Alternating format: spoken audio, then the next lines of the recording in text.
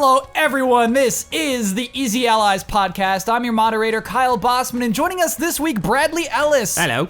Michael Damiani. How's it going? And Brandon Jones. How are you? I'm doing so well, everybody. Thank you for asking me, each of you. I guess Brad just said hello. I didn't ask. Yeah, no questions I've been asked. with you all day. I know how you're doing. Brad, what's your goal this week? My goal this week is either to do a Pee Wee Herman impression or a Beetlejuice impression. Nice. Ooh, I know which one I would prefer. Damiani, what's your goal this week? My goal is to compliment Mr. Kyle Bossman after one of his points he makes during one of our discussions. Wow. Okay. Such a good point. So generous. All right, okay.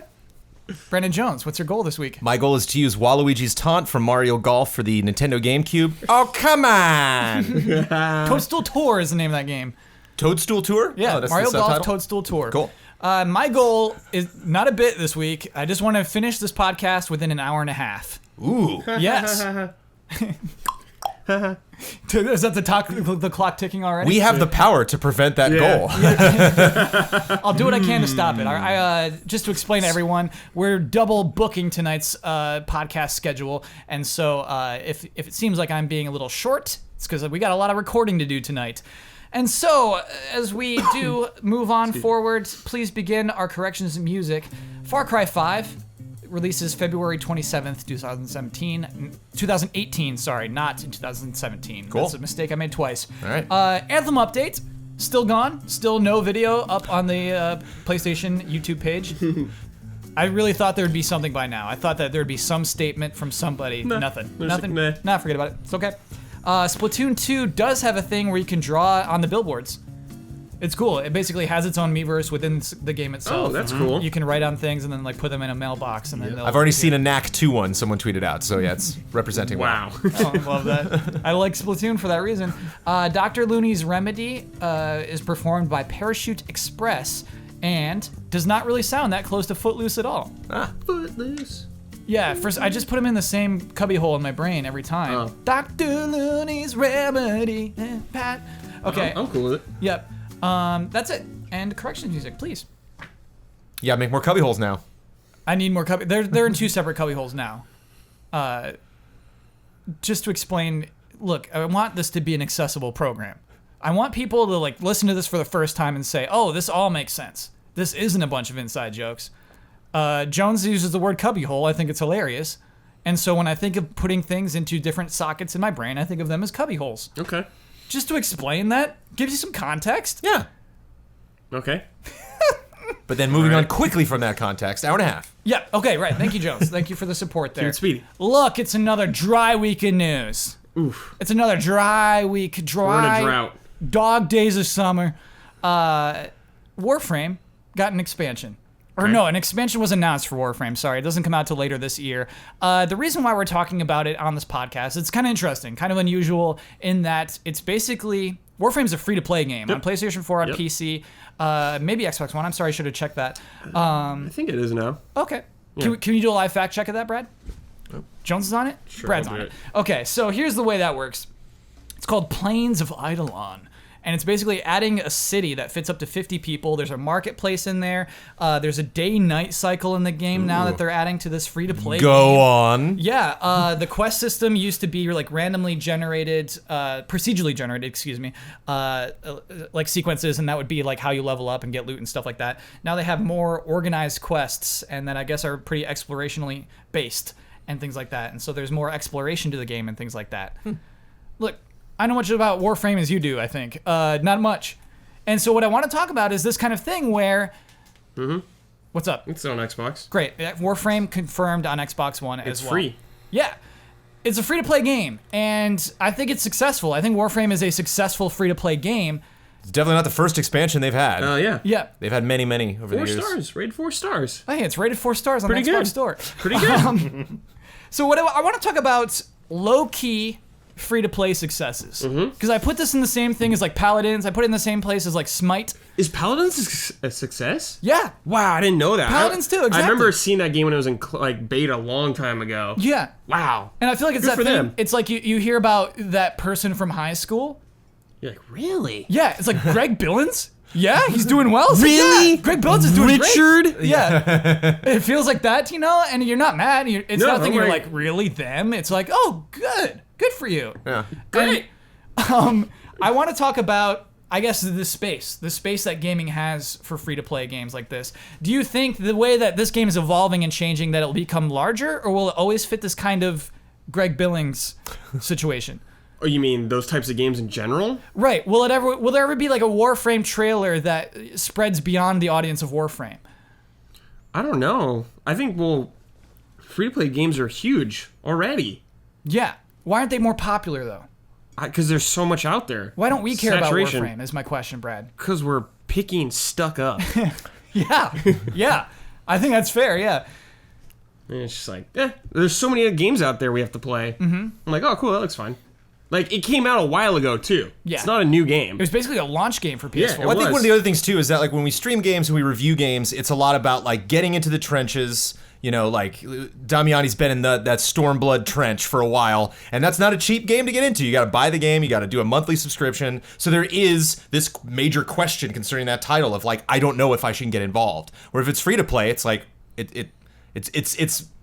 I'm less jumping at the opportunity to get in there and be like, yes, play that free game, you know, because like, why not play it? Why not at least check it out? Just download it and like Marvel Heroes Omega, like just try it. So you're you saying know? Like, personally, Jones, you feel like you're needed less for that? I feel like our opinion, is less needed for, That's a for funny stuff point. like that. I mean, and so it's just fair, yeah. we're slower to prioritize that ahead of big things that are coming out because it has a bigger chance to fail. You know, when it's a big project, a lot of investment, they're asking for a lot of money.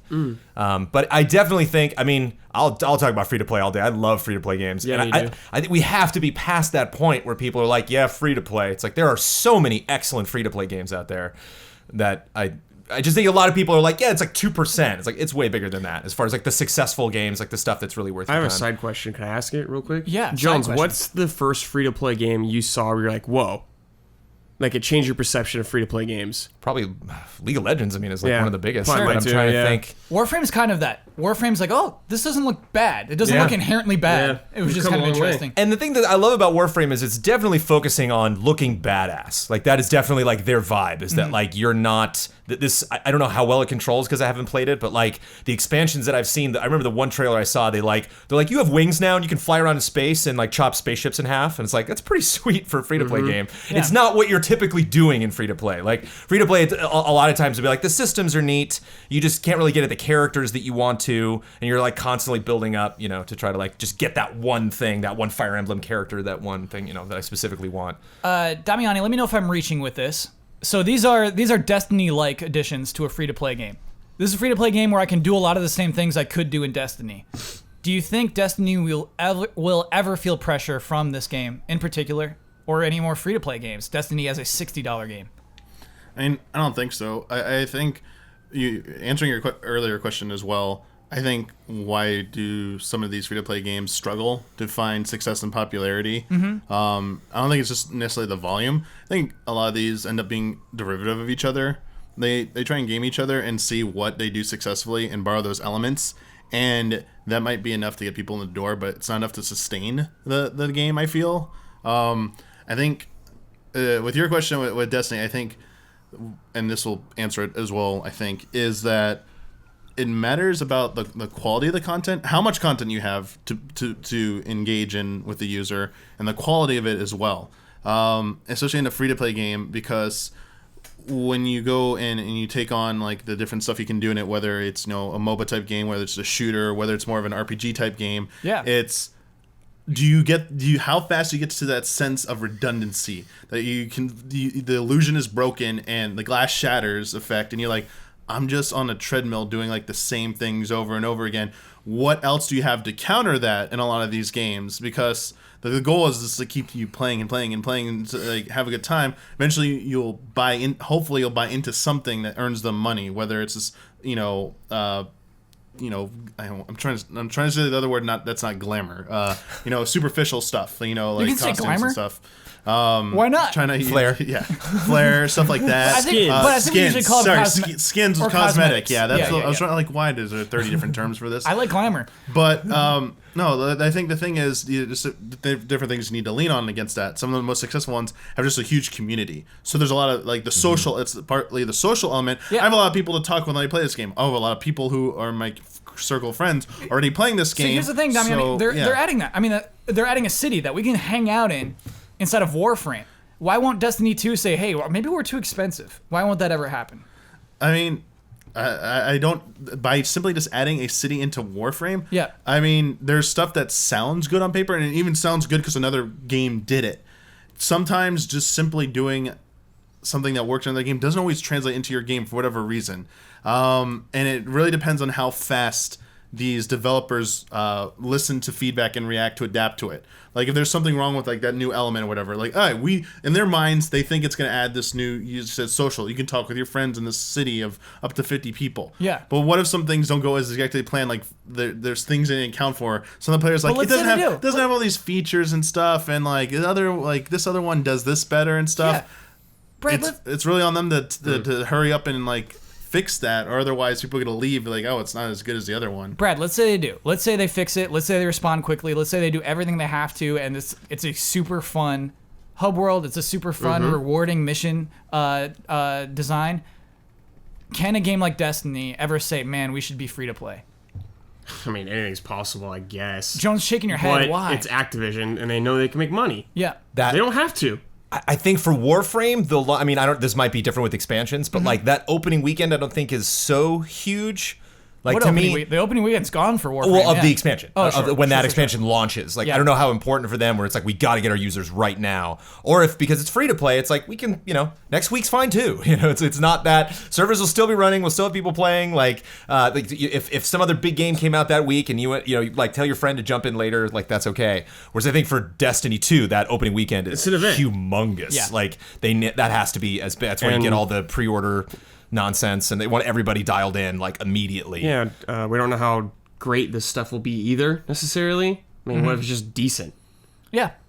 Like people know what they're getting with Destiny. Yeah. They're like, oh, cool, I like that. But with Warframe, we don't really know. It's I from think- what I understand, it was a multiplayer like fighting, like a battle game or something. Yeah. And I think now or at least whatever this edition comes, it's more mission based, more like. So it's taken a huge step away from what its core fan base was all about. I don't think so. I think this is the direction the game has been going in, right? Like we haven't been checking in on, Sure, on you're right. core Warframe this whole time. You're right. Yeah. You know what though? I think there's something to mediocre for free.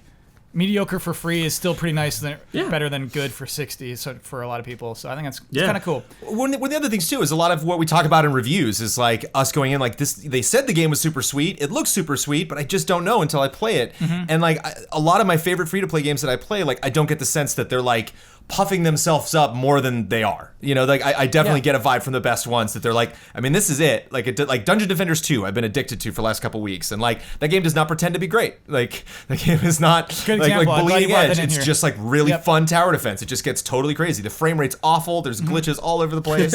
But it's free. I haven't put a dime into that game. Have you ever felt incentivized to? For money for that game specifically? Yeah. No. But again, I'm not gonna they're clearly doing something wrong, because that's usually when I start to get annoyed and back out of a game where I'm like, okay, I'm not doing anything. I'm literally just, spinning my wheels and waiting for the next cool thing to happen. Great. Hearthstone 2, free to play. Oh my goodness. You're talking about just games that were epic.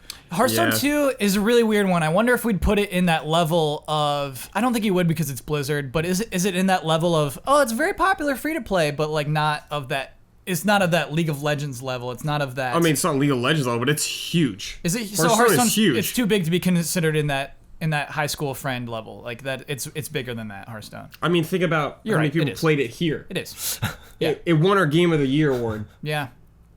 Yeah, I still don't get it. I don't get it either. And I know it's a salty topic that Yeah, sort of just like, kidding. well, I mean, it doesn't matter if it's free or not. And it's like, it does. I mean, that was a huge factor in why I voted for that for Game of the Year. That it's just like, that this game occupied that much time, that much attention, it gave me that much joy throughout the year. But I mean, it's, with GOTY, you just forget that. It's like, I can't forget. If I look back at every game that came out this year and the joy I got from one game is just mountains over anything else, it makes you wonder. When you play a 2-hour game that's better than a 40-hour game, it makes you wonder. You enjoyed more, like minute by minute. Yeah. It puts things in perspective. Absolutely. I mean, I get you with the hours. I just don't get you with the free to plays. But the other thing too is that Destiny 2 has I mean, one direct competitor I can think of, which is Anthem, which is going to come out way after Destiny 2. But like with a game like Destiny 2, they have direct competitors. They have people that they're like, we're going to beat you. You know, at the end of the year, they're looking at their results. Yeah. And I don't think that Warframe has the vibe of like, we're taking that other free-to-play game down. That's what it's I like, yeah, we just have our community and that's fine. And Yeah. like, if they want to build that out and bring other people in, there's zero cost to entry and... I love that. Finding your own space and treating that audience right Yeah. and giving them new Good cool for them. things. I'm way into Pleasing that. the people that give you money. Yeah. Good stuff. Speaking of pleasing the people who give you money, We're easy allies. we're Easy Allies. Patreon.com/Easy Allies. Nintendo Switch is getting a version of WWE 2K18. Why? That's here again, slow news area. But also, apparently that's the first WWE Wow. game on a Nintendo console in 5 years. Yeah. It's been a while. Kyle, I'll give you $10. You can guess who's on it. Who's on the cover? Yeah. I know. I mean, oh, Brad, this sucks because I mean, I like just looked at this stuff. He's 5. got Four. he's got long hair. 3. His name is 2. Roman That's tough. Reigns. One. He's got a tattoo, I think. No. You named a wrestler though. Yeah, I did name Seth a wrestler. Rollins. Seth Rollins. I was close. I was really close. I was like, they're associated together. So I guess let me give you one more detail, and I think this is indicative of the Switch. Like it's kind of good. Like hey, a big game for you, Switch. PlayStation 4 and Xbox One versions come out October 27th. By the way, good luck. The Switch version, fall 2017. No release date for the Switch version. Why? Because it's the little bro. It's the Come little bro on, man. still, right? Give your brother a little hand. Give him a little hand. Yeah. So yeah, I mean that's It's cool. More video games for people. yeah. But do you believe in the Switch version, Brad? No, When no, you hear no. something like that. No. Yeah, no, this is no gonna way. be like the FIFA gonna be situation jank. again, where it's gonna be missing stuff and FIFA's also- apparently not missing too much. It's missing Still. that weird story mode. Still, it's not getting everything that. Yeah, you're right. It's not equal to, for Yeah. sure. Basically, I don't want it to be treated like the Wii ports were back in the day. Mm-hmm. Like it's the inferior version. It's the I version mean, that I can run feel on like that's Wii. what's gonna be kind of, unfortunately. I mean, I don't care. So I'll be honest. Like, I don't care if these games have to run at lower resolutions because I feel like the major appeal of the Switch is to play these games on the go. It's nice that you can play it docked on your system, but oh, cool. It's running at 7. Like, if they need to run these games at 720p to get them to run on Switch, I say do it. Like, get more of these games on Oh, even Switch. docked, even on your TV. Yeah, you're like cool forget with the 1080 720. mode. It, Yeah. Like, yeah, you'll get like some internet forums that get upset about it initially, be like, "Oh, come on!" But then they'll see the sales numbers and be like, "Oh, wow! Like these games actually sell on Switch. What the heck? You know, maybe this is like the smart idea. Oh, maybe I like playing this game on the go, and I didn't realize it before because that's what I've realized about the Switch is that just being able to take any of these games and play them anywhere, it actually does matter a lot." Brad, let me ask you, as someone who's actually looking forward to this game, Mm-hmm. WWE 2K18, would you prefer the Switch version over the PlayStation 4 or Xbox One well, version?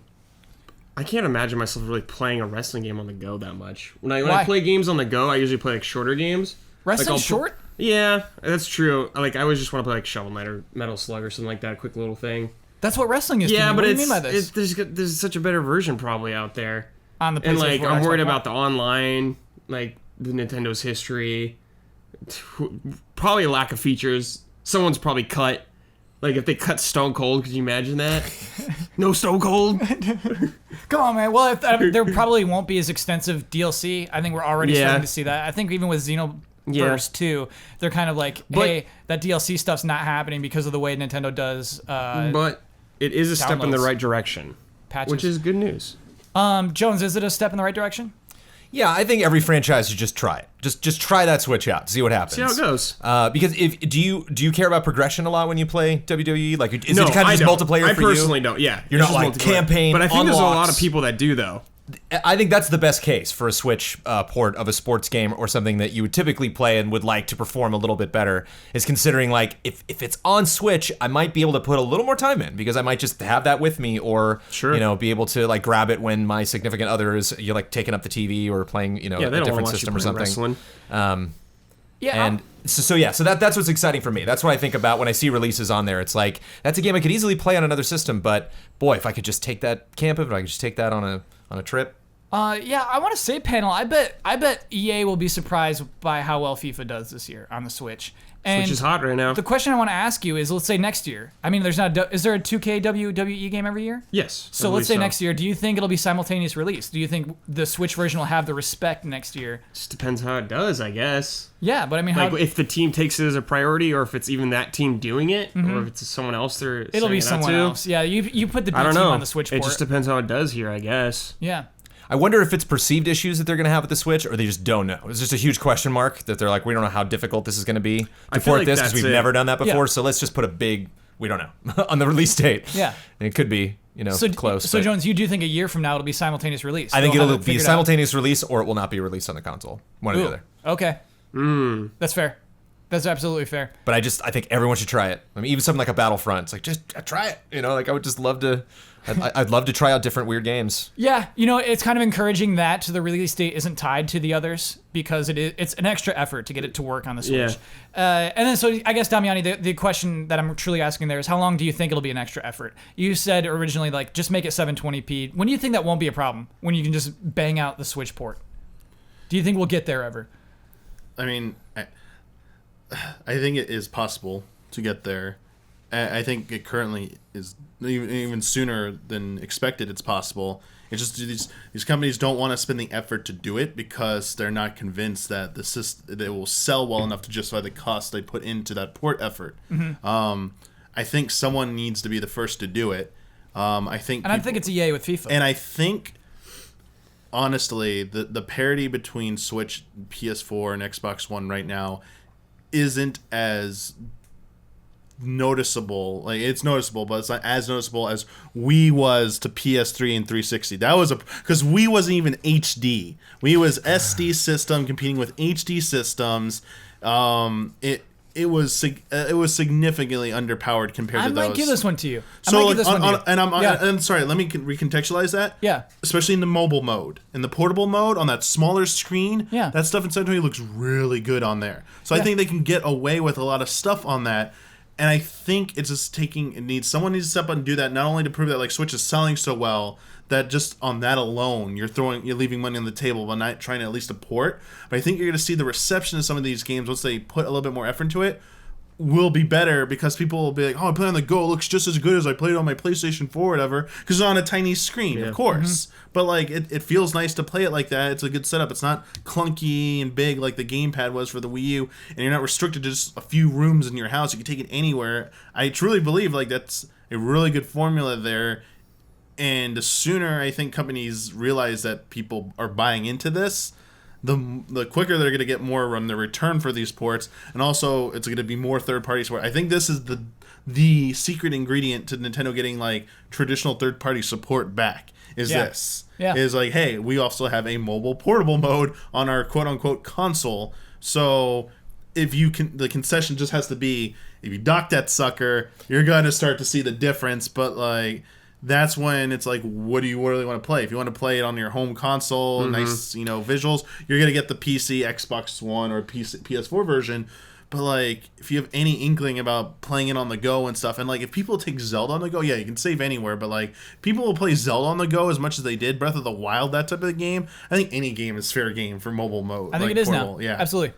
And I think dumbed down modes are okay if you could potentially have, like, not cross-platform play, but cross-platform progression. So, like, if I could take FIFA on the go, and, like, I'm only playing with Switch players, I'm not playing with PS4 and Xbox, but if I'm unlocking cards and stuff like that, like in all the classic EA Sports game card modes, I'm still adding that to my account, my FIFA account. Never. You know what I mean? Yeah, like, but never. Because then that would be a real bonus, where it's just like, I'm not actually getting the same gameplay experience. Like, it's gonna be better no matter what on my PlayStation 4 Pro or my Xbox One X than the Switch. But it's like, hey, if I'm in this dentist office for 10 minutes, I can at least get a little bit of currency to just upload to my EA account or my Activision account or whatever. Jones, I think the reason why that doesn't happen is because they like to have exclusive cards per platform. Yeah, it's gonna be Mario cards or something like no, that. I mean, Switch versions. sorry, I mean like I think in the past for what is it called? Sorry, everyone who loves this mode terribly, but when you crack packs, there were certain players who were exclusive to the Xbox platform, and probably this year exclusive to the PlayStation platform. Oh, weird. Yeah. where it's like, yeah, you can only get that great football Dude, I player. could that like- easily see Mario Oh, yeah. just in there. Isn't there that video of that guy going nuts that he got what's his face and then broke his TV in reaction to it? No. Tell me more about this video. Was it, We still was, kept the pack. Was Xbox Ronaldo? They got TV. Ronaldo. Was he happy or sad? No, super excited. Like Oh, he okay. got Ronaldo or something, and it was in FIFA. And yeah, doing that card thing or whatever. He got Yeah. his first one. He's like, yeah, and he like just going nuts, and then he like tosses his chair behind him because he's so excited. Yeah. Hits his nice HD TV and cracks it. Oh. I was like, What a bozo. From this moment of elation to oh no, that card wasn't worth my whole HD TV. It's pretty good. Panel. When we had E3 come and go, I feel like on this podcast we breezed over some pretty big stuff, because I wanted to cover everything. I kind of regret this, to be honest with you. I regret that we just blazed through every little piece of news and didn't really focus on some particular huge things that happened at E3. There was so much though, man. There was so much. Did our best. Right now, I'd like to take the opportunity to have the Easy Allies podcast to talk to you about the Xbox One X, which is a tangible thing now. Mm-hmm. It's hard to really think that's significant because I think it was rumored for so long and it was Project Scorpio for so long. But that's Xbox One X now. It's not Project Scorpio anymore. And so I want to check in with the panel. I want to talk about Xbox One X in July. State of the Xbox One X. What? Not out yet. No, he meant like we're in July now. Okay, sorry. Like when you do a state of something, it usually means it's like. Just be clear to everyone, it's not out yet. It's not out yet. just cover that. Just be clear, it's not out yet. Don't go to Amazon. It's not. You can't get it yet. Xbox. Okay, well, you know what? Let's start it here, actually. Let's start with the hardest question. That's not hard. Are you personally excited for Xbox One X? I want to gauge where the panel is. Not for me. Damiani? I mean, I'm the one who I thought I talked about this a lot during our E3. Maybe I didn't. Maybe it's just in my head, or maybe I talked about it off camera more than on camera.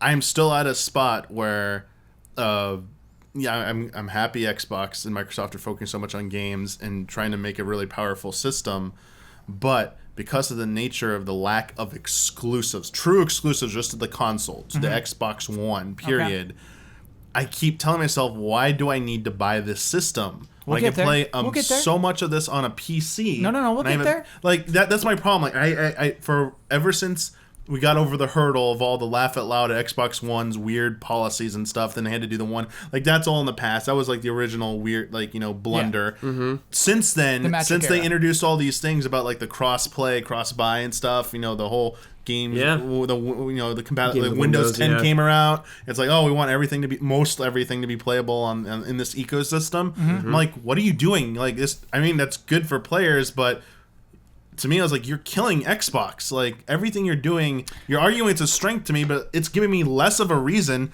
to have an Xbox. All right, we'll get to Jones, but this is one of my bullet points. Okay. Last year, I did think it was a huge deal when they announced that. I think that's had little to no impact on the Xbox business. I think that actually going to PC, cross-compatible, PC, like all these games are also available on Windows Store on PC. I don't really think that's hurt their business. I really don't. Yeah, it's hurt for me. I haven't bought anything on Xbox since they've done that. What do you bought on Windows I bought Store? Gears of War. Did you really? Yeah, I bought it on PC. Oh, Yeah. okay. Well, there you go. Well, touche. Like, Sea of Thieves coming out, I'm going to buy it on that. No way. Yeah, way. Buy it on your Xbox. Dude. Why? I don't know, to hold a control. I don't know. I can hold a controller with my PC. Yeah, Because I didn't think, Brad, I didn't think people like you existed. I really thought everyone was still just ended up buying their Xbox games on their Xbox. Oh. Here you are. I kept my Xbox for 2 reasons. Okay. Sunset Overdrive and the Rare Collection. Yeah. And that's it. That's the one Xbox One game I have too, the Rare Collection. That's it. Jones, are you excited? Are you excited about this console? No. Okay. Because it like to me it's not even about exclusives. Like I'm not gonna like do that and judge like this is on this list or that is on the other. My most anticipated game on Xbox right now is Sea of Thieves, and I don't need the One X, I think, to run that game. But you're buying it on your Xbox at least. You're not being a PC weirdo with Sea of Thieves. I'll probably get that on Xbox. Yeah, because I'm a console weirdo. I'm not saying it's the right decision. I'm not. No. Plebs. Let me Brad just be will likely clear. be playing a superior version of that game, but I'll probably get a Maybe. One X. Maybe. Let me be before clear then to if I'm everyone going to be reviewing who's it. listening. Yeah, the superior version is the PC version, obviously. Yes. Sometimes that's not always Sometimes. true. When is it not true? PC ports can be pretty Yeah, they bad can be poorly until they're optimized. fixed. Like, wasn't near worse on PC? that near-head issues. Remember original Dark Souls port before? It was Oh like- my yeah. god. A bunch It of eventually became better. a bunch but of WB games will have issues. I think Batman, had big issues. Mortal the Kombat had Arkham big collection. issues. Yeah. But I think for the most case, for Microsoft first party, they're killing it on PC. I think most of the time you're like, oh, this is great. Just to be clear to everyone there, I don't mean you're a PC weirdo just having fun on a podcast. Yeah, don't worry. I play PC, guys. Don't worry about it. Yeah, Brad, I'm glad to have you on the I panel gotcha. for that reason. So wait, Brad, do you think it hurt their business? Do you think it was a bad thing to announce that? Do you think it I killed don't know. Xbox, as Damiani just said? I don't think it killed it. It's still doing well, isn't it? Yes. Yeah. Yes, it's still doing I think well. I think they're just going for the whole ecosystem thing now. That's where they want to take that company. Yeah. They want you on their platforms. They're like, we don't. As long as you're giving us money on something, we're cool. Okay, so excitement is obviously, that's an opinion, that's a feeling. I want to know if the panel thinks that this thing is primed for success this fall. Because Sony has said that the PlayStation 4 Pro, it makes up 20% of all PlayStations sold. Do you think this will do more or less than that? Or do you think 20% is fine? I think they're, like, if it was 20%, I think they'd be okay with that. This is a premium item. Yeah. I think they know that. It's a $500 This is for the item as opposed to $400. hardcore fans of Xbox. Yeah. And if they price it out accordingly and have everything lined up, it could be totally fine for them. That could be a success.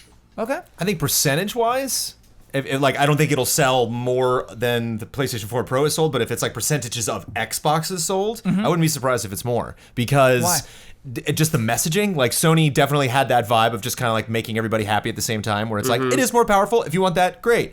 If you just want to enjoy PlayStation 4, you can still play every single game. There's nothing exclusive to the Pro, so it's fine. It's just like, it's just another thing. It's like when they have that image of like the PlayStation 4 Pro, the PlayStation 4, all the controllers, the Move, VR, all the, it's just like the big, PlayStation console family, and they wanted all those elements to have the choice for their consumer.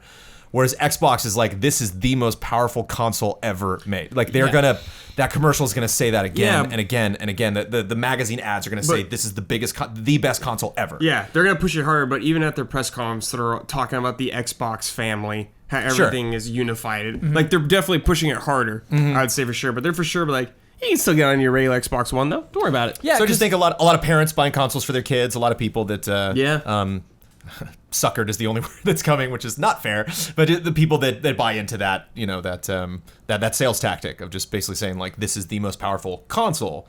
And then you have Brad being like, I'm still gonna get this on my fast PC. That's so the thing, it doesn't because I matter. think there is something exciting about the most powerful console. I mean, I think hardware is awesome. It's an achievement, no matter what. Yeah, it's great.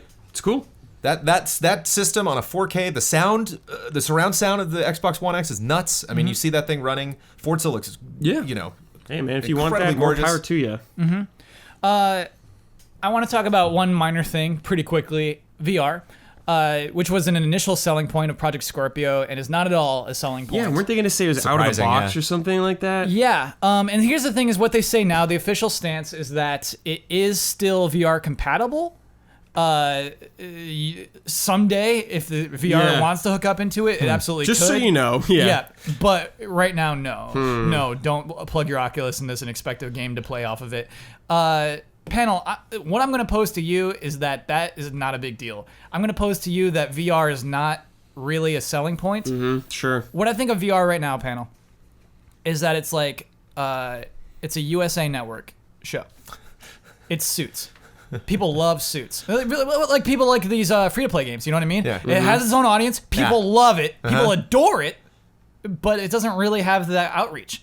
The people who adore it are the people who will always adore it, and it will never reach out further. It's so safe to recommend. It's like expensive, but it's like you will know where that money went. When Is you it put safe to recommend? VR? I think. Oh yeah. No, it's not. Wait, what do you Jones. mean it'll never grow? You don't think VR will grow? I don't think it will. I think that. I think when more people will actually get their hands on these things, then yeah. Sure, you're right, Brad. Like, Obviously, it will so grow. many people haven't even tried VR yet. I just don't think. I think even when you're at the PlayStation 5, I think even then you're still not. PSVR is not one of your top 5 bullet points.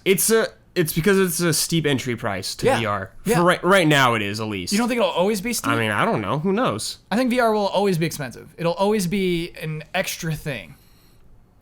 I think don't know. parts of VR will be expensive, I'm sure but we there- will get to a point where just the entry, just literally Yes. like, oh, that's neat. There's always going to be like the premium model, but there'll probably be a cheaper one. Like the PSVR is the cheapest one right now, Yeah.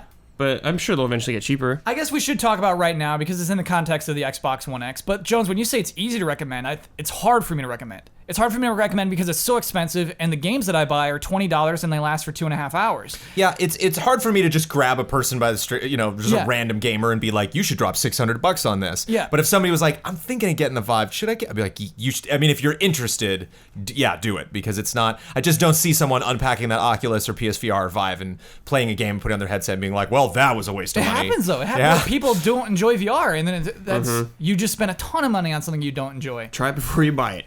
Yeah, That's all I can say. Yeah, if you got a buddy who can do that. Yeah, do they have a station still at stores like GameStop? The PSVR ones? Good question, Brad. I don't know. I've been to some GameStops that definitely don't. Okay. And so, panel, I guess back to the thing. Is it a problem that the Xbox One X doesn't have suits on it? Right? Is it a problem that it doesn't have VR? It's interesting. No, I don't think it's. I don't know if it's a huge problem yet. Right? I don't think it's a problem at all. Not yet, at least. If anything, it would muddy the message. of VR what is the so Xbox One early X is. still, I feel like. Yeah. And like you said, like it would just be the Oculus, would most likely be Oculus becoming compatible with, so it's not like their own proprietary, like PSVR, which legitimately is, like, has the edge in some ways on the other VR systems. Like that headset is pretty great. Like it's very, very easy to use, very comfortable. I just love the slide, of just kind of like, oh, I need to grab my, a sip of drink. It's like, Yeah. Instead of like, oh, I gotta take the whole thing that's how I off, find put it stuff. somewhere. Like, where's my remote? Yeah. Exactly. I got you. I wonder, though, that audience that's buying that is really into tech and powerful hardware. Yeah. And it can't do it. Like, if they're looking at a PS4 Pro Yeah. or an Xbox One X, PS4 Pro can do VR. Yeah. Xbox One X can't. Yeah. Like, if they've never tried VR and they're super interested in it. Like, if you're buying this thing, you're willing to spend money. I get what you're saying, Brad. You're one of those people. Yeah. You love Possibly, USA yeah. Network. You might love USA Network. I get you. Maybe it's just the Kinect. Maybe they're like, we can't do this again. We can't. Yeah, they it's could be like, scared. Every single VR meeting they had ended with like, yeah, but remember that thing? Remember that Milo? thing that we pushed so hard? Well, here's that was also legitimately cool. It was also suits. It was like Yeah. had the like one Yeah, or but two VR experiences. works You're like, better "Oh, than so Kinect good." does. Craziest thing Definitely. though is And it's, yeah. yeah, that's true, Brad. That's More worth definitely it, true. yeah. Kinect, I think, gave the Xbox 360 a second life. It gave new it a hot item, second new win. hot tech. They were plateauing to sinking in sales, and then were rejuvenated by the Kinect and going after this family audience. Introduced the avatars, did all this weird stuff, really change the way that the console was perceived, and it just didn't work on the Xbox One. That's such a weird story. The Kinect was widely embraced. I think what happened was people realized it sucks. It's like, it reminds me of the Wii. Motion controls were huge. Tons of people bought Wii, then Wii U just tanked. Everyone was done. They were done with that.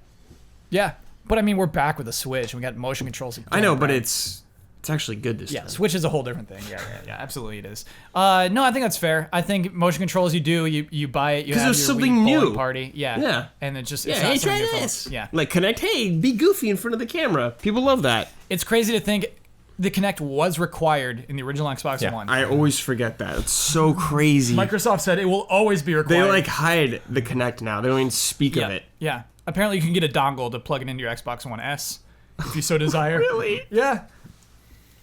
Okay, that's cool. So, I guess we talked about how we think it'll do. We talked about how it was presented. We didn't really talk about how it was presented too much. A little bit. Damiani dug in there. Maybe we should talk about it in comparison to the PlayStation 4 Pro. I think they are direct competitors. Yeah. We weren't sure back when it was called Project Scorpio. We weren't sure if it was going to be Xbox One blank. You know what I mean? We didn't know if it's a new generation very clearly or if it's a half generation. Yeah. Just now we know it's called Xbox One X, and I want to know how you think it's been advertised so well. And I think only advertising we've seen so far is E3. press conferences, right? Yeah. Maybe we talk about advertising of the future. Talk about how you position this, because so far what I've seen from Sony with the PlayStation 4 Pro, almost no advertising. Yeah. They had that one event. It was not very present during PSX. It was not very present during their PlayStation briefing at E3. Barely even mentioned. The PlayStation 4 Pro runs this the best. Almost seldom, never brought up. You know what I mean? And so I wonder. We already said 20% would be good for the Xbox One X. That percent of the audience. And I do wonder, Jones, you said that we're going to be hearing it a lot this year on ads. Do Brad and Damiani, do you agree with that? Do you think that this will be the way that Xbox advertises itself is off of the One X? I mean, I do think there'll be a lot of marketing, more so than what Sony port did than with the Pro? PlayStation 4 Pro. Because they seem to go really hard on it. I mean, they spent their not all of E3, obviously. They spent less time than I probably thought they were going to be on Xbox. Less One time? X. They spent more time than I thought they would. Would they do all that Digital Foundry stuff, or they're just going to reiterate it at the beginning of their press conference? I don't know. I mean, I thought because PlayStation 4 Pro got its own like dedicated event thing, and Microsoft's like, we don't need to do that. We can just do it at E3 and all of our other stuff as well. So like, it doesn't we feel confident in it. But it's because it's so integral to their messaging. It seemed like everything there was like it's going to be best on Xbox One X or exclusive. Like it was all part Enhanced. of their messaging. Xbox One X enhanced. Yeah. So I'm pretty sure they're going to go heavy on that because one, they are trailing Sony in the console race, and like they need to be a little bit more aggressive. And I think the messaging they put out at E3 was very much like touting like how impressive this machine is, like the most powerful console ever made. Like they're so proud of it. They're like, look at this. Like, sorry Sony, but like look at this. Look how good this is. Like, and we're gonna tell our consumers how good it is because we want them to go get it. But I mean, I think they'll help. I actually think it'll sell pretty well initially. It might do, and I think the percentage compared to relative Xbox One sales will be higher. Like, For the fall, for absolutely. Oh yeah, definitely for Yes. the fall. I think though maybe Sony either realized this ahead of time or realized it very soon after that it can get a little bit murky with the two system things. There were some hiccups with the PlayStation 4 coming out. The people expecting certain versions of games to like run better. It wasn't all there initially. Still, man, It's still. and it's It's that's still the bad. point. It's still like that. Yeah. And Sony seemed to have their crap together with that. Like they seemed like they knew what they were doing, and even now it's like it's not all within their control. Like Yeah. it's up. The publishers can push back and be like, no. Like The confusing thing was, Yeah. there was the leaked document that said that all new games would require to have pro modes that did not come to fruition. There are games that still launch today that are not pro enhanced. Yeah. And so do you think Xbox will be more stringent about that? Do you think that they'll say, okay, you have to be enhanced on Xbox One X? I mean, John says yes. they can, but like the thing is, same thing. Like I'm looking at all the third party titles. They're gonna be multi-platform. I don't know. You're adding another version that you have to build. You have to have one that runs on PlayStation 4 and PlayStation 4 Pro. You have to have one that runs on Xbox and Xbox One and Xbox One X. Then you have the PC version that can go super high. Like I guess because all the what they're built on is pretty similar. Like their infrastructures, it's not too terribly difficult. But I see it's just adding another version. It's just I see a lot of problems that can arise from that. Like I don't know. I think Microsoft might have a smoother ride with it initially, possibly, because they did get to see what happened. I think Sony. they definitely will. But I still think it won't go perfectly for them either. I think there'll still be like some bumps. There's gonna be at least one game this fall that people are gonna be like, oh, look at this Xbox One X version. It's like doesn't run like you have to run at the lowest settings to even get it to run. Because remember, what was the PlayStation 4 Pro game that like you had to like put it? Oh, Final Fantasy 15. You had to put it like in the lowest settings and stuff to even get it to run right. I was like, are you kidding me? Like, well, I wanted this for Final Fantasy 15. I wanted the best version of 15. Yeah. You scammed me, Sony, with this PlayStation 4. You got me. You suckered me into that. Yeah. You capitalized on my hype. By the way, that's patched again. Oh yeah. You can have a nice Well, and steady how much frame rate. control if you over that want does it. really Sony have? I mean, that's That's square. what I'm saying. Yeah, You know? like, it's all the publishers. And any kind of promises Sony made, they were lying. You know, they're like, we have total control over this game Square's making and this Yeah. really important franchise. Well, that's the thing is that leaked document was never promised. They never said we will make sure everybody gives us a pro version. But yeah, I expect to see much more. I think it's actually simpler for Xbox One X games to be Xbox One enhanced as it is for PlayStation 4 to PlayStation 4 Pro. My gosh, I totally lost that thing though. When I was talking about the way that they are or were promoted. I'm sorry, I lost that train of thought with the Xbox One X. They're just gonna push the best console ever so heavy. Think about it. They have no VR. They don't have a handheld like Sony has. No more motion capability that Sony still has. And Sony was first to market to get their new, more powerful PlayStation 4 out. So Sony has their hand in so many different types of things that can fit so many other different types of gamers. Xbox has this system. That's it. It's like they take all those resources that they could have put into VR, put into motion, or put into other ways of trying to be like, yeah, Sony does that, but we do it differently or do it a little bit better. All I have is this. And I just think they're going to push. I think it might even potentially get nasty. I think it might even potentially get like, oh, PlayStation 4.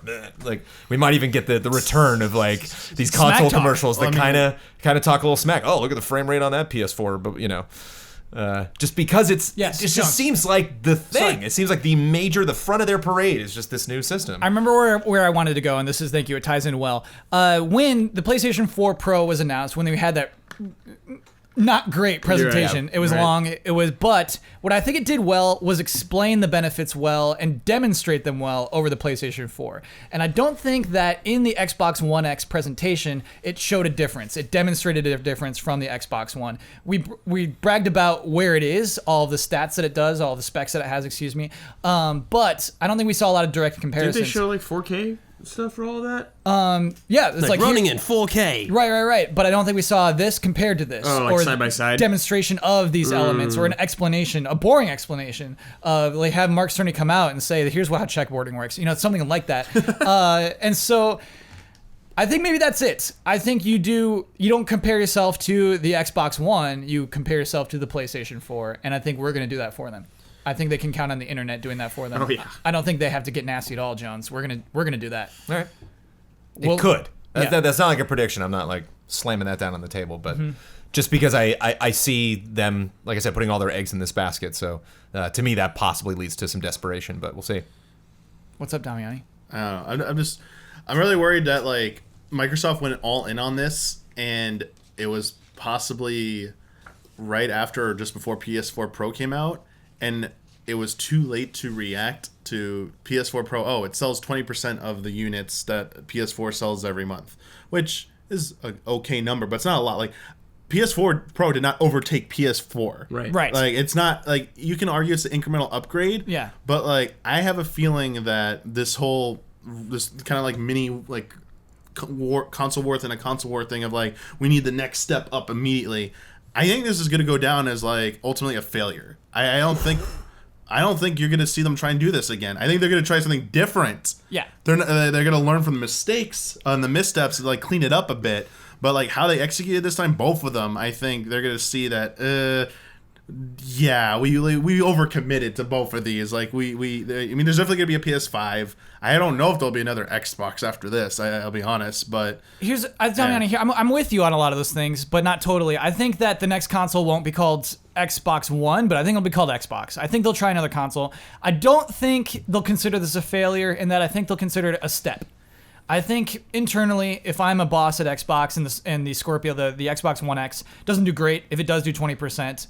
I'm like, okay, we learned a lot from that, and we're going to use that going forward into our next box. Mm-hmm. I guess the failure part I'm indicating is like, what is this? Like, is it really worth just the 20% extra sales to put all that effort into another version of the system? Like, because the R&D looked ridiculous. It looks like they spent a lot of money working on this thing. I don't see why they wouldn't just go back to like introduce a slim version, introduce an even slimmer version. Like those things sold well in the past for PS2, PS3, Xbox 360 did the same thing. Xbox One Elite, like this more storage space. Like I feel like this was an effort to try and kind of imitate both the mobile upgrade market, which happens every year, 2 years. Like there's an incremental upgrade, and also to maybe kind of encroach a bit on PC territory. Like like people keep saying if a 5-year life cycle, the games start to like not look as good because they get better over time looking at the system, but like well, look at what PC can do. Like I don't know how big of an issue that is, but I think they look more at mobile and we're like, oh, like we are doing it wrong. We need to like do this. But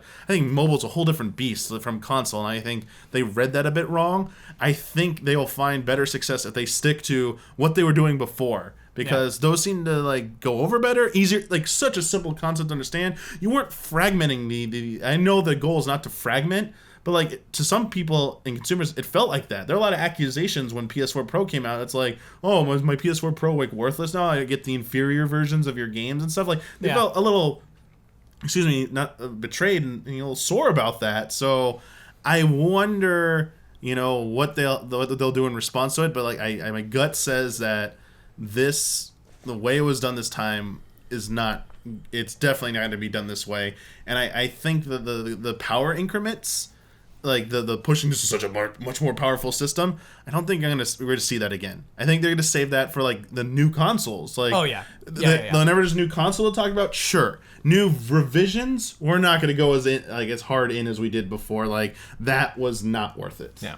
Here's a weird thing though: is I think the lesson Sony learned. I'm sorry, I've been trying to wrap up this conversation, but this is good, Damian. It's good stuff. I think the lesson Sony learned is you don't have to go crazy on power. That's the lesson they learned from PS3, Xbox 360, Wii era. They launched with less than powerful consoles, I think, both the Xbox One and the PlayStation 4. And I was like, you know what? This gen's not going to be long. They're going to regret that. And obviously, Sony's back. They're selling tons of consoles ridiculously, and Xbox One is actually also selling very well as well. I think it's hard to say the next consoles will be powerhouses. I think they'll be equally to what the PS4 and Xbox One launched at. Otherwise, what bad lesson did you learn from this generation if you're Sony? What lesson did you learn? You did great, right? Yeah, no, I totally agree with that, Kyle. Yeah, which bums me out. You're right. I think that. Ugh. And I don't think and I'm going to be honest, anything hardware-wise Microsoft needs to do, I still think their key problem right now is their software. Like they need to do something about getting more software exclusive to their platform because they're losing that ground. And that's the number one reason why be brutally honest, I don't care about the Xbox One X at all. Yeah. Because they don't have any games on there that like enough exclusives on there to make me want to pay that much money to play that. Like no. I think that's not working. I think it's never been more apparent than this year. Yeah. I think this is the year where that divide has really grown deep.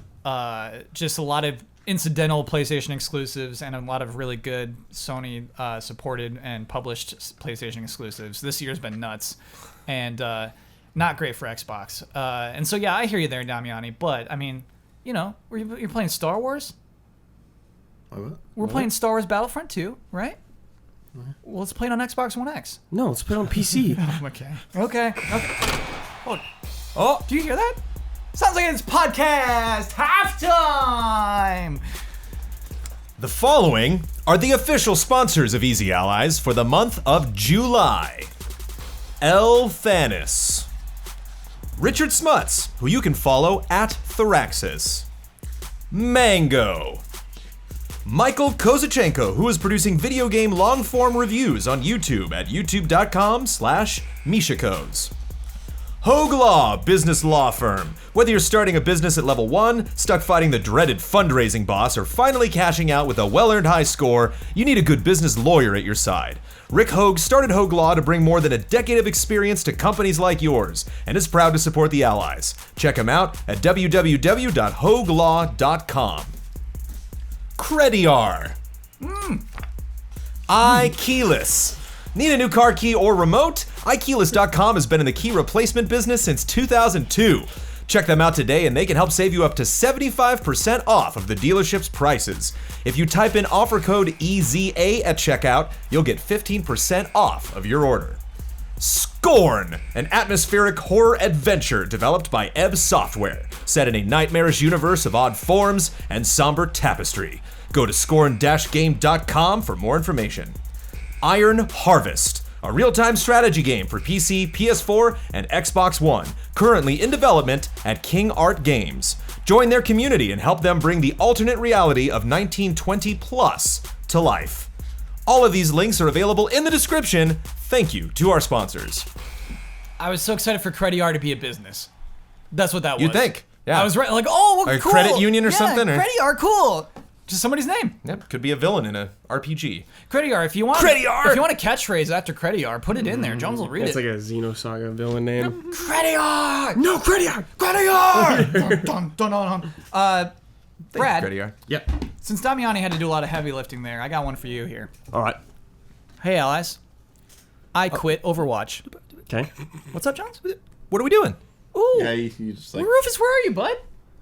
Oh, it's by that weird puffin. What's this segment now? Here. Kyle, Woo! It's now time for Love and Respect.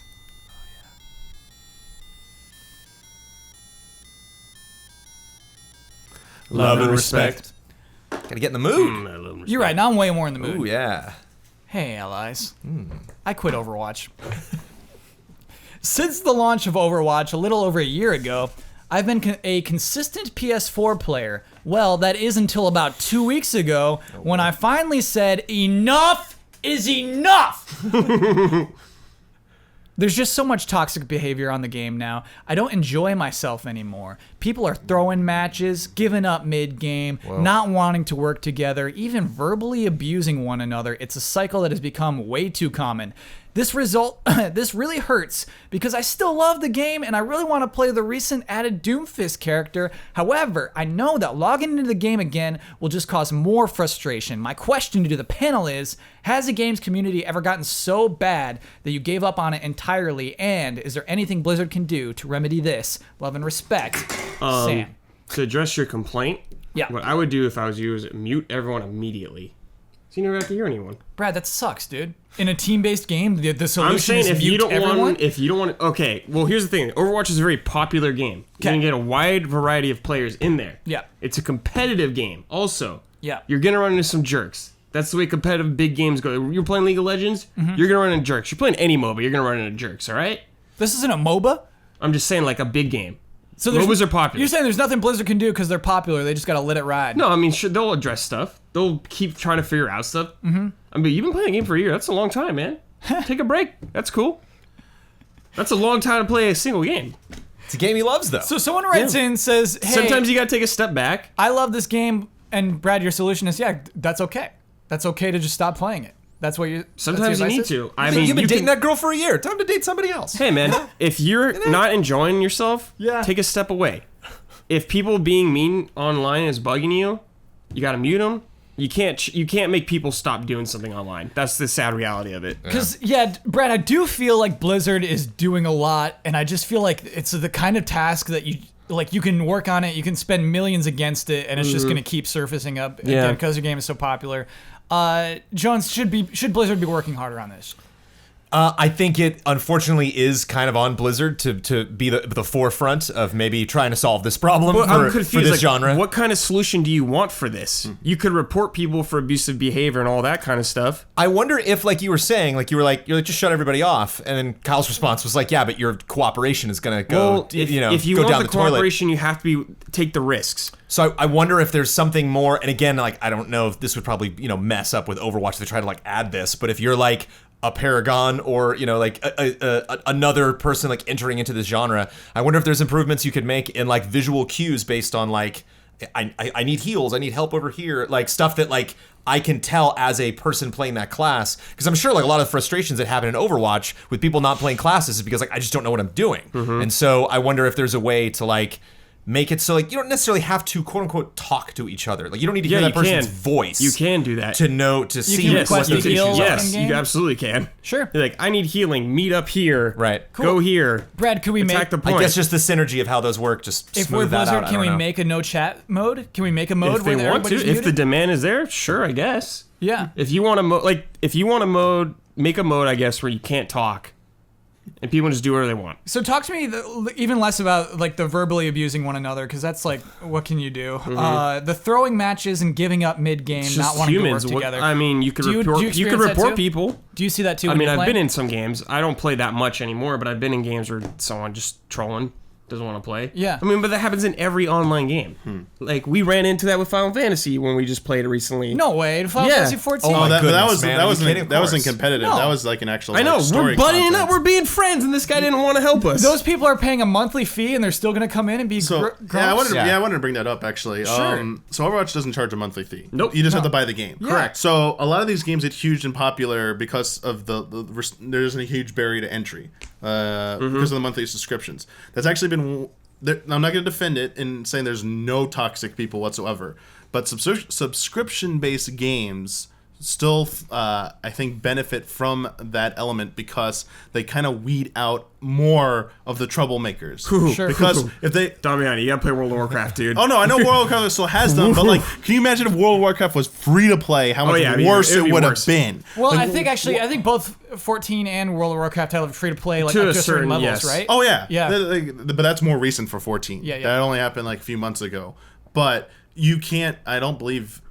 Maybe you can't. But like PvP up till recently was exclusive to higher level players. You Sure. could not play it for free or in a trial period for that. You had to be like max level to do it.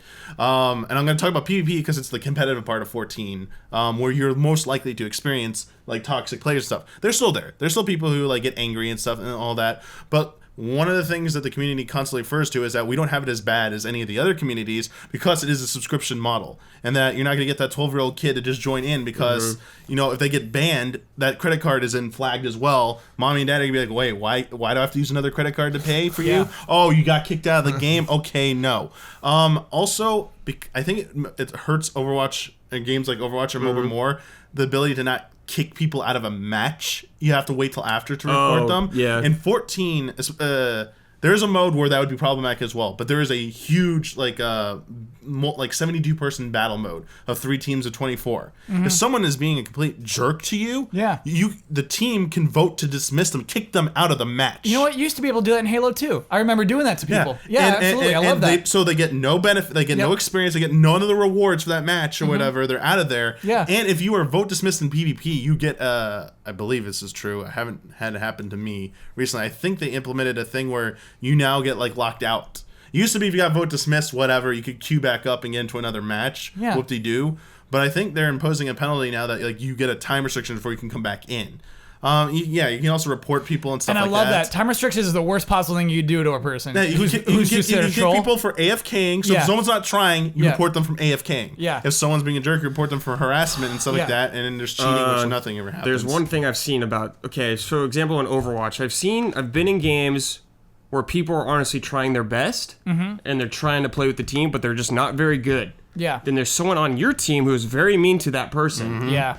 And if they gave an option to kick someone out who's trying their best, but just isn't working as well that particular game, Yeah. they could just bully on that guy. And And that's if the it's a problem. ranked game, there's Yeah. ranked games in that, so that guy would lose ranked points. Yeah. And because the thing is, it was never Yeah. just one person can vote to boot the other. You would need, I think, at least 3 or 5. majority. Yeah. But that can become a problem sometimes. It could like, still become in a Overwatch, problem can if you somebody's put, like- how many people can you team? Is team mode, like, can you pair up with like a full team of pre-made? Yes. And then there's another mode that keeps it separate where you can't pair up with anyone whatsoever, Nope. or can you pair up with You can pair partial teams and be matched up with randoms? So if you're teamed up with if you're teamed with a full team, it's gonna put you against full teams. Okay. Or like a group of 4 and a group of 2, something like that. It's gonna try to balance it on that sense. Okay, my example is going to be, because this does happen in 14 Cal, and not just in PvP. This happens in story, like regular content. Oh, yeah. If you have a group of, I'm not saying we did this. Let's say me, Brad, and Huber Yeah. formed a party, and it's a party, and we queue up for a dungeon, and we get a random 4th person.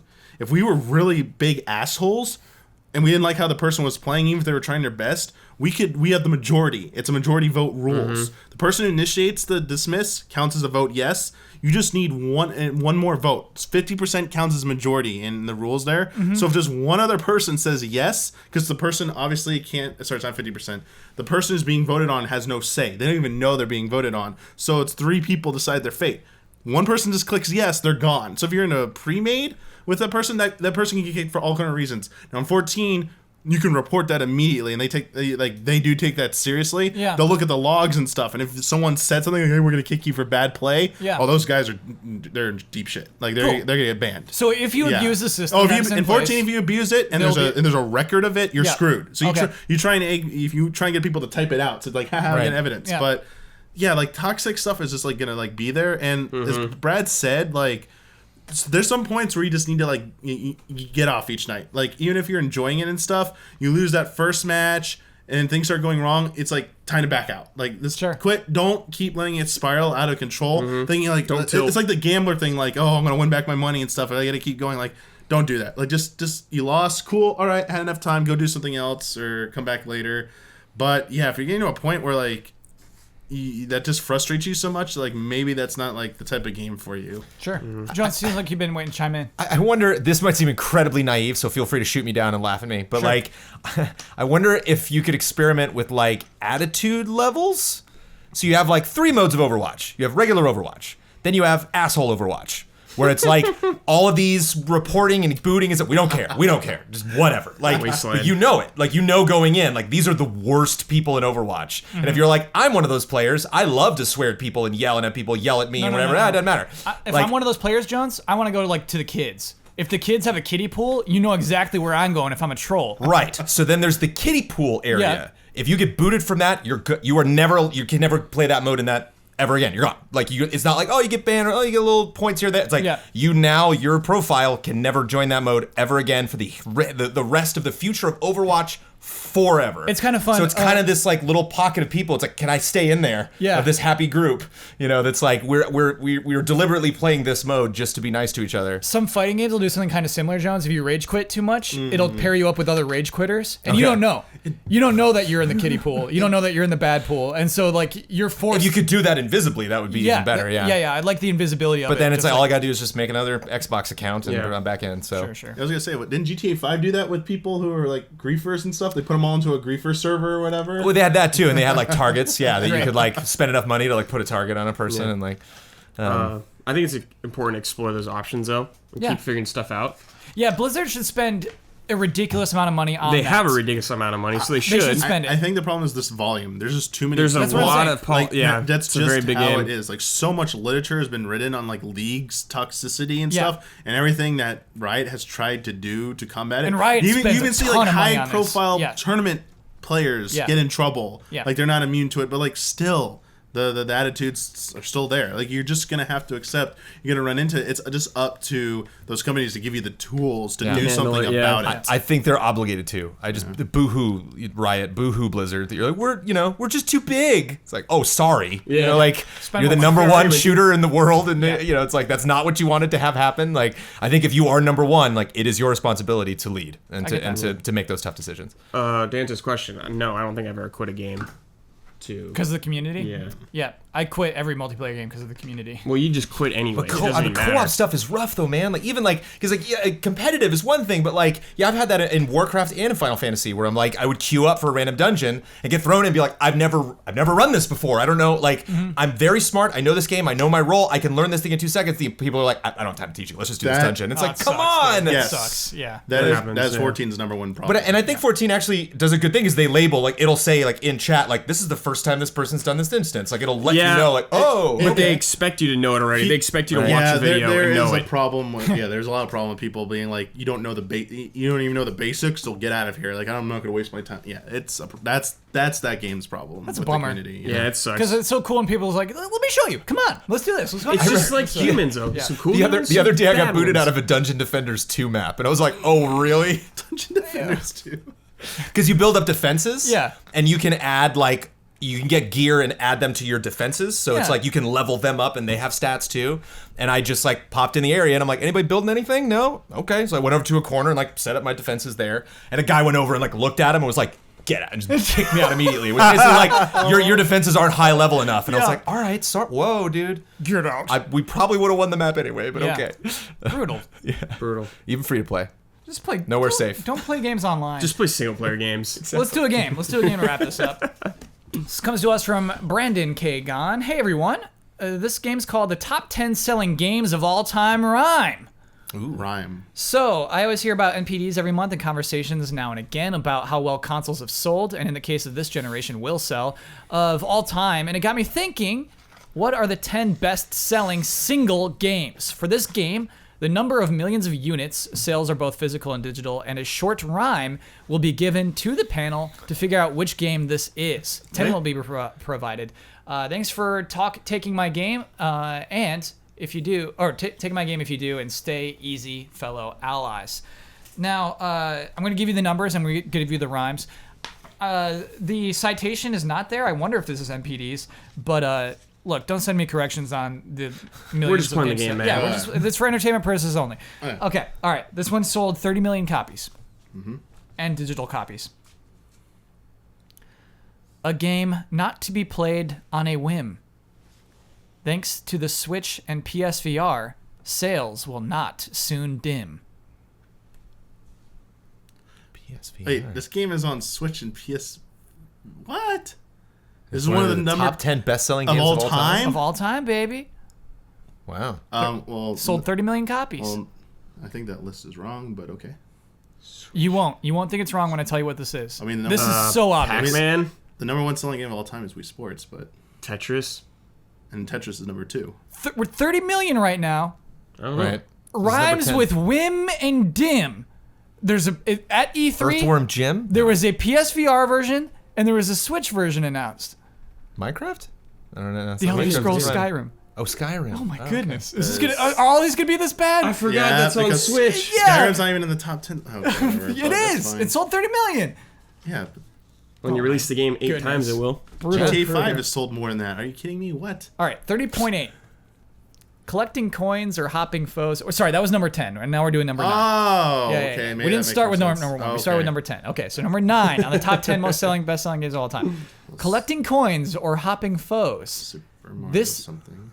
This new version. New Super everyone Mario has- Brothers for We. No. We. Yeah, Yeah, New we- Super Mario Bros. Don't interrupt the poem, Damiani. Somebody worked hard on these poems. Okay. This one sold 31.38 million copies. Whether smart, stylish, nice, or mean, collecting companions on the Game Boy, this could be seen. You guys know it? Pokemon Red. Yeah. Yep, Pokemon Pokemon for Red, sure. Blue, and Green. They are all Oh, yeah, put together. green. We never Yes. got it. Just giving you guys a chance to answer. Okay, thank you, Damiani. Thank you for that. Smug Damiani. 33.04 million. Some may think this DLC or an enhanced Wii port. No, it's a sequel, I shall retort. Wii Sports Resort. Yeah, John. Nice, Jonesy. 36.95 million. Wow, good for Resort. No, it was 33. Oh yeah, good for Resort to be on that top 10. Absolutely. You know why? It's definitely a sequel. Why? It had the attachment, the That Motion Pro. Plus. Yep. Motion Plus. You're right. It wasn't called Pro. 36.95 mil. This fun racer I always see, Oh. but the Switch version is the one for me. Mario Kart. Wii. Mario Kart Wii. Kart. Oh, Wii. Yeah. Dang. We sold a lot of these top 10, right? Yeah. Okay. Switch versions for me. 40.24. A series that has been, a series that has seen much more highs than lows. Can you imagine a time when people asked, "Who are those?" Good rhymes. Highs and lows. It's seen more highs than lows, this series. Who are those? Final Yeah. Fantasy? And so when we say, can we imagine a time when people ask, "Who are those?" This is the first game in this franchise.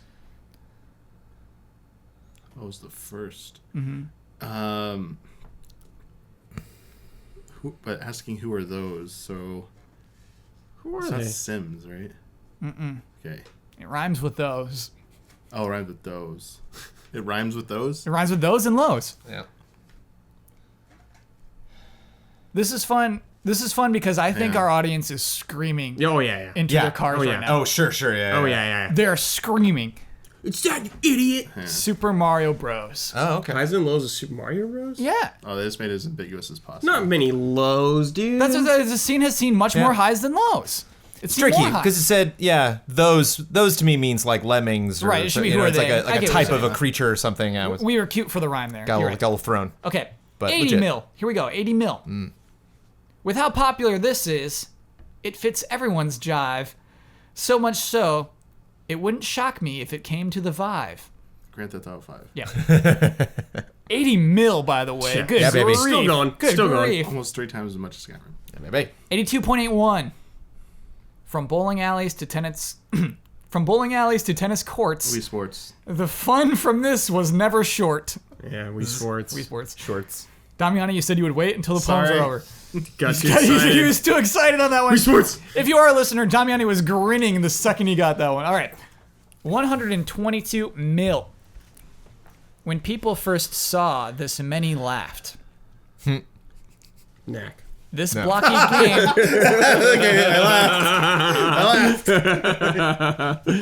This blocky game is like a 3D graph. Minecraft. Yeah. That's not fair. Brad, that's not fair. Got him. So good. Distraction. So good. 495 million. The top-selling game is not for the reckless. Its impact almost breaks many known metrics. Tetris. Yeah, Tetris. That was a fun game.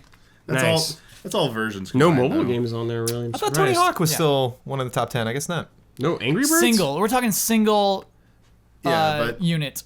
Oh. they incorporated a lot of versions of Tetris in that number. Yeah, absolutely they did. Yeah, so Yeah. it'll- Like I bet it was like Tetris Break and Tetris 64. It's a sham, Yeah, we yeah, know. yeah. It's a sham. Like 495, no. The Game Boy version, the NES version of just a game called simply Tetris did not sell 495. I don't believe it. I simply don't. That is the end of our podcast, though. Let's get into bets. Time for bets.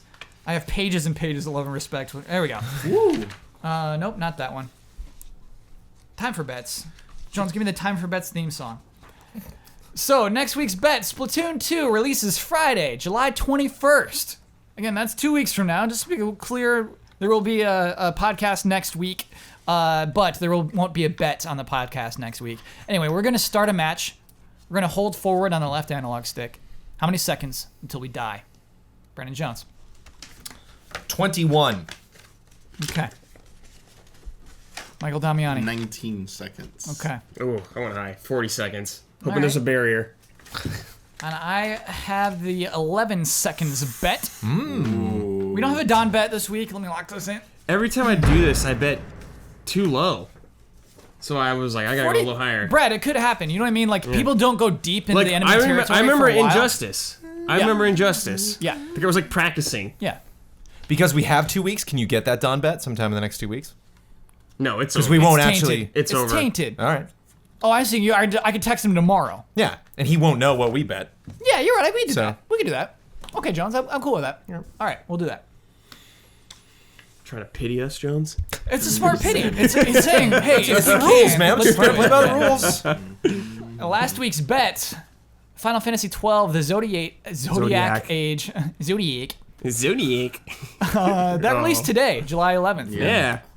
So At tempted. this point, right now, what will the trophy percentage be for the trophy Assault Striker used attack 300 times? Jones, you bet 79%. Yeah, that's high. Ben bet 60%. Ian bet 73%. Jeez, why are you people betting so high? I bet 49%. You're all gonna be low, huh? Don bet 44%. I think you're all too high. What would you bet then, Damiani? At this moment, 17%. Brad, what would you What bet? was the attack? Used attack 300 times. Just the, attack. The game just came out. Yeah. your Well, bet? they do attack quite often in battle. I mean, they do, but I'm gonna say 30. The actual percentage That is synced it though. 48%. Oh, wow. I'm 1% off on this one. Wow, nailed it. That's some good stuff. That's a good bet. job, Kyle. That's a good bet. What's actually so interesting about this, everyone, and maybe this is not interesting to you. I saw this before we started the podcast. It was at 46.6%, which just means I won just by like 0.1%, which would have been crazy. But in the podcast, the process of recording this podcast, which is only 1 hour and 19 minutes at this point, that many people, more people hit attack 300 times. People- yeah, 'cause playing. it's later in the day. Yeah. People at work, so People are home. I love that. That's Video so games are interesting to me. awesome. Like thinking of people playing that game right now. I love Are you that. gonna play that game? No. Okay. okay. I'll probably do a little more cleaning up in 15. Oh, okay. Finished 15. Oh, baby. But yeah, I might want to do some more things in 15 before I hop into 12. Cool. That brings our score to Purple Platypi 11. Red Eagles 18. Good win. Is that to you or to Good me? win. Good win, Kyle. Yeah. Oh, thank you, Congrats. Jones. Sir, let's talk about Easy Allies. Let's do some Patreon plug-in. Plug it. Because here's the thing, that segment I almost forgot the title of, Love and Respect. Those are comments written into us from patrons of patreon.com/easyallies. Those are people in the $5 and up tier. Not only do they submit those to us, but they also get the podcast 2 days early. They get it on Wednesdays as opposed to Fridays in both video and audio forms. And so there are other benefits like that on patreon.com/easyallies. And we don't only do this podcast. We do many things. We do live streams. We do reviews, much like we did back at Game Trailers, if you remember the name. We do previews and strange videos and interesting videos. Real strange videos. Yeah. Brad, what's a real strange video? Anything Ian makes. Sure. Against the grain. Yeah. And so, that's worth checking out, patreon.com/easyallies. If you're just kind of curious what kind of videos we do, check out easyallies.com, because that is basically a portal into everything we upload to YouTube, all highly organized by show, by program. Easy to check out, easy to see what we're up to there. And also our schedule, or our programming schedule is there in your time zone. Check out that right column. You won't have to listen to me say Pacific time ever, because it's right there in whatever your time is, which is kind of cool. So that's pretty much it.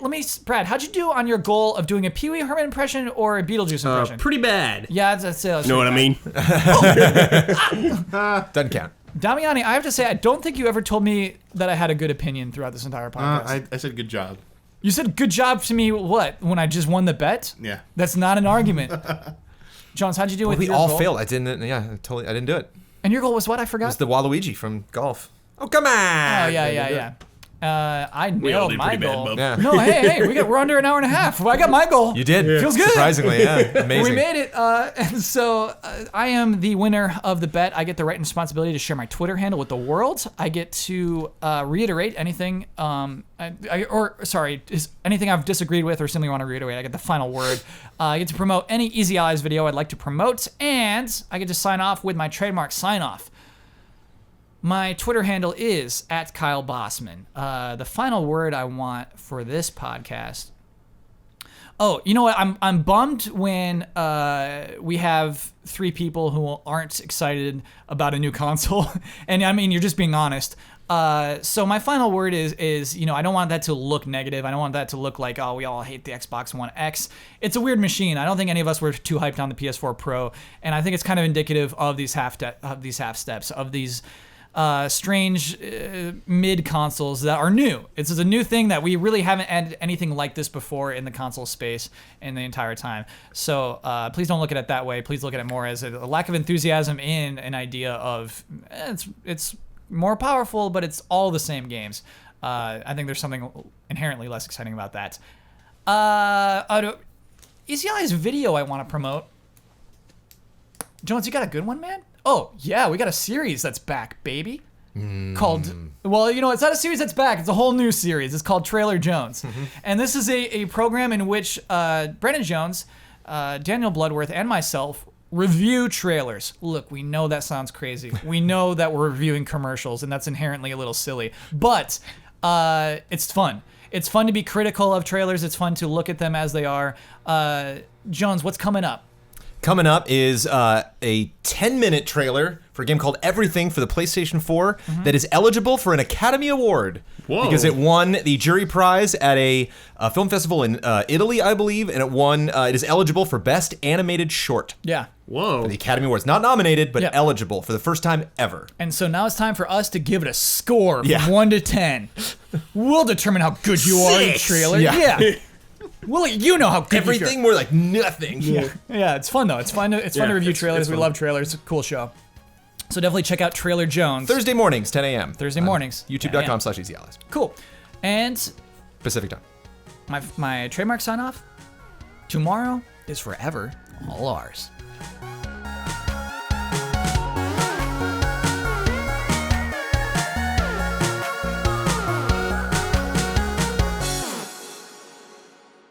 I am enjoying these microtransactions.